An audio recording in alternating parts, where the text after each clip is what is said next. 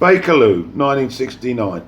Originally known as the Bakerloo Blues lineup, this Birmingham act evolved from the Big Bear Folly, an assemblage of local musicians, which also included Black Sabbath, Locomotive and Tea Symphony, all managed by Jim Simpson. A power trio fronted by guitarist Dave Clemson, together with ex-May Blitz members Terry Paul on bass, and drummer Keith Baker. Bakerloo were influenced by Cream and achieved near legendary status after supporting Led Zeppelin at their marquee debut. For many years, this album has been a respected collector's item, but like Cream, the band split prematurely when Clemson accepted a lucrative offer to join Colosseum. Keith Baker later appeared on Uriah Heep's Salisbury album and was reunited with Paul when they teamed up with Graham Bond. And an exact repro of Bakerloo was counterfeited in 1987. Colosseum, Those Are About to Die Salute You, and Valentine's Suite, and The Tempest, Living in Fear by Tempest. I'd imagine that placing these two Colosseum albums side by side as one is akin to putting Sgt. Pepper and Yellow Submarine on one disc, as Valentine's Suite is always rated as far and away the band's finest work. Those Who Are About to Die, on the other hand, is usually regarded less favourably by fans, although I must confess to rather enjoying its lively brand of jazz rock. Even the band's excursions into classical terrain stand up well, unlike most of their contemporaries' work.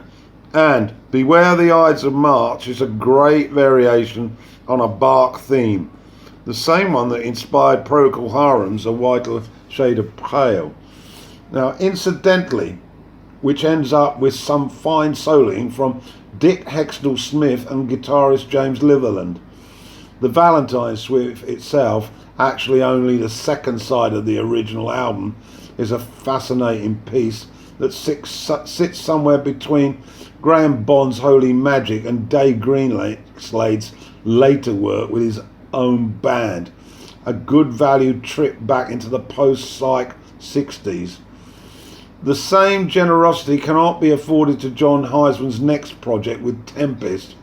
Ditching the jazz rock of his previous band, Heisman substituted subtlety for sheer hard rock power with his new band, and the results are rather less engaging.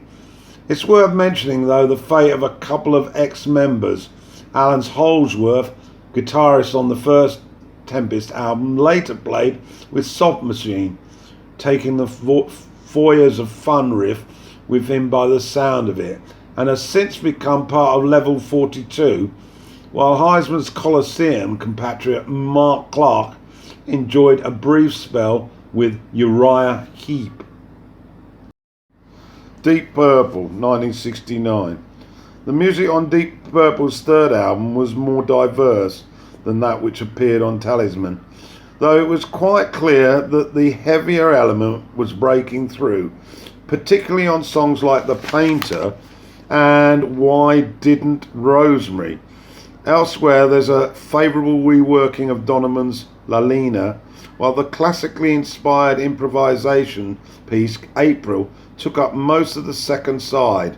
In my view, it was the best Deep Purple album to date, although guitarist Richie Blackmore wasn't too happy doing the making of it. Following its release, singer Rod Evans and bassist Nick Simper were sacked, thus marking the end of the first chapter of Deep Purple. Evans returned to the States, joining Captain Beyond for a trio of albums, while Simper returned in 1970 with Warhorse, his own version of the heavier Purple. Deep Purple was reissued in its original gatefold sleeve on Harvest in 1986. Edgar Broughton Band, Wazza Wazza, released in 1969. Formed in 1968 by brothers Steve and Robert Edgar Broughton, together with bassist Arthur Grant, the Warwickshire-based Broughtons were another act discovered by Pete Jenner, who together with Andrew King joined Malcolm Jones as Harvest executives. Playing 3 concerts soon gave the band a fanatical following and a reputation as a people's band. While artistically Edgar was hailed as England's answer to Captain Beefheart, actually that was Rustic Hinge, rivals such as the Deviants and Writing on the Wall both cited the Edgar Broughton Band as a major influence at the time. Wazza Wazza was undoubtedly an important underground album, which assumed classic status with songs like Death of an Electric Citizen, Neptune and Evil, all of which quickly became live favourites. And who could ever forget their legendary second single, Out Demons Out, which reached number 39 in April 1970 and went on to become a second generation hippie anthem. Frank Zappa, Hot Rats. Basically just dropping the name Mother's an Invention and releasing this as his first solo album, Mr. Zappa showed who had been boss all the time and let the unsuspecting music world cop it in the teeth with this blast of basically instrumental work. Gone were the dropping off into the world of parody or spoken word humour that had often enlivened the more often marred the Mother's albums. A joke is only funny the first couple of times, but soon becomes annoying, especially after repeated playing in between bits of your favourite music. But here, on Hot Rats, Mr. Zappa surrounds himself with some of the finest musicians in the United States of America, who just happen to also be his best friends, and went from cult figure to international superstar. In the highbrow student world of 1970, if you didn't have the Hot Rats poster in your bedsit, you were considered very square. The album was an absolute must-have. Mind you, it was always also required to wear your hair down to your ankles, platform foot boots, 2 foot tall, huge bell-bottom trousers that hid them anyway, say things like cosmic or groovy a lot, and end every sentence with man. Eat your heart out, Austin Powers. Looking back, it all seems terribly complicated now. But that was one thing that Mr. Zappa had mastered. Although all of the playing on this album is intricate in the extreme, with great lollipopping extended solos, and each song has a terribly gripping able tune that makes your fingers twitch and your feet tap. The first person music presented here for your edification, it would almost be an insult to label them down as just plain old songs, is the wonderfully monikered Peaches on Regalia, where Mr. Zappa on guitar and multi-instrumentalist Ian Underwood get to flex their musical muscles. These two musicians are the only two to appear on every track. Peaches on Regalia is certainly one of Mr. Zappa's most commercial and popular tracks, and almost certainly one of his best. In an amazing way, the album starts leading us into a treasure trove of sound. Yes, this is what started what is called jazz rock, but at the time it was just a convenient label for journalists to put it under. Mr. Zappa should not take the responsibility for the drivelling of some who tried to follow in his footsteps. Next up is the infamous Willie the Pimp, the only vocal track on the album, sung by the esteemed Don Van Vliet, better known as Captain Beefheart. And what lyrics they were too. I'm a little pimp with my hair grasped back, pair of khaki pants with my shoes shine black. You can hear the gleam in the great captain's eye. The guitar solo that follows will take the roof off your head every time you hear it. And remember, Steve Vai was an apprentice of Mr. Zappa for many years and has never been able to step out of his shadow. After Son of Mr. Green Jeans and for this album, The Short Little Umbrellas, you get the full version of the Gumbo Variations. This had to be severely edited for the vinyl release due to time constraints, but now with the wonders of compact discs, you get the whole thing remastered from the original tapes, all but 17 minutes. What's 3 seconds between friends? Where the soloists, Mr. Zappa guitar, Ian Underwood everything, and Sugarcane Harris on violin all vie for the spotlight, holding your attention with every nuance of sound. Then finally we get It Must Be a Camel, the title of which sounds like something J.K. would say out on the golf course after a bad night, where the legendary Jean-Luc Ponty joins the fray to bring it all to a fitting climax. A truly magnificent collection. If it's not in yours, make it so. You may notice the artist referred to as Mr. Zappa throughout this review commanded a fair amount of respect. Did the governor. Track listing: 1. Peaches on Regalia. 2. Willie the Pimp. 3. Son of Mr. Green Jeans. 4. Little Umbrellas. 5. The Gumbo Variations. 6.